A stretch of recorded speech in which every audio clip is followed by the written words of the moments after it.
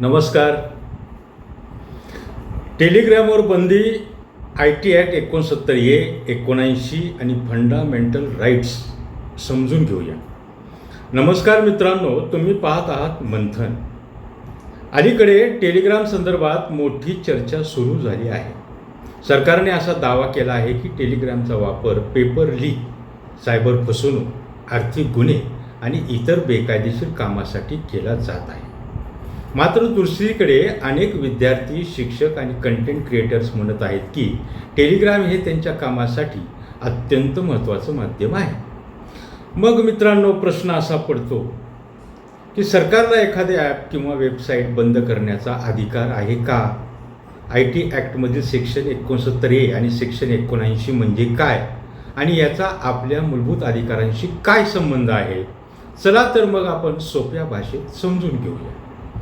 Section 69A माहिती तंत्रज्ञान कायदा 2000 अंतर्गत केंद्र सरकारला काही विशेष अधिकार देण्यात आले आहेत.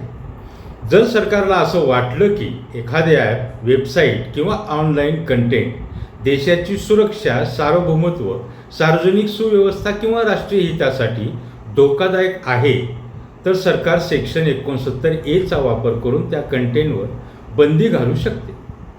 याच कलमाचा वापर करून यापूर्वी चीनी ॲप्सवर बंदी घालण्यात आली होती. म्हणजे सेक्शन 69A हे सरकारचं ब्लॉकिंग पॉवर म्हणून ओळखलं जातं. आता दुसरा महत्त्वाचा मुद्दा, डार्क वेब म्हणजे काय? डार्क वेब म्हणजे इंटरनेटचा असा भाग जो सामान्य गुगल सर्चमधून दिसत नाही. इथं अनेक प्रायव्हेट नेटवर्क्स आणि गुप्त प्लॅटफॉर्म्स असतात. आता सरकारचं म्हणणं असं आहे की काही वेळा टेलिग्रामवरील प्रायव्हेट चॅनल्स आणि गटामुळे गुन्हेगारांना संवाद साधणं सोपं होतं.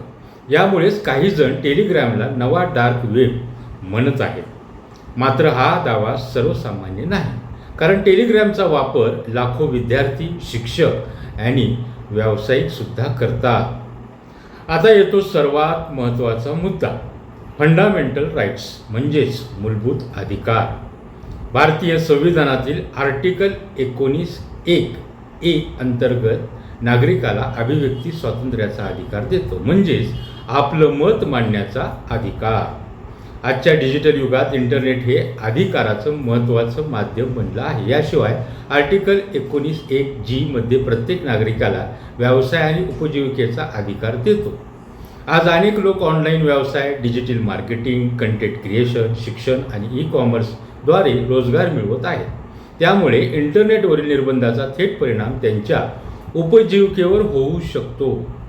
या संदर्भात एक महत्त्वाचा खटला आहे, अनुराधा भसीन विरुद्ध भारत सरकार. या प्रकरणात सर्वोच्च न्यायालयाने स्पष्ट केलं आहे की इंटरनेटचा वापर हा अभिव्यक्ती स्वातंत्र्य आणि व्यवसायाच्या अधिकाराशी संबंधित आहे. म्हणून इंटरनेटवरील निर्बंध योग्य कारणाशिवाय लावता येणार नाही.